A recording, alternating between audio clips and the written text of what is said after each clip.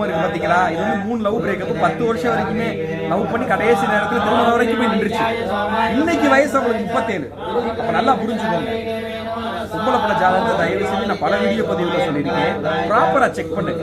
சரி, எனக்கு என்னோட ஜாதகத்துல 20 தோஷம் இருக்குன்னு சொல்றாங்க, நாக தோஷம் இருக்குன்னு சொல்றாங்க. என்ன பண்ணணும்? இந்த மாதிரி முறையா பிராமணாட்களை வைத்து அதுக்கப்புறம்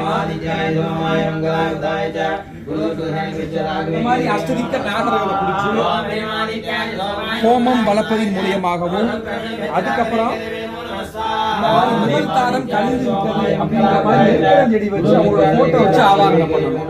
இது செய்யறதுனால என்ன ஆகும்? முதல் தாரம் விலகி எத்தனை தாரம் ஜாதகங்களுக்கு நாங்க பார்த்துட்டு சொல்லுவோம். அதுக்கப்புறம் செய்யக்கூடிய கல்யாணம் நிரந்தரமா இருக்கும்.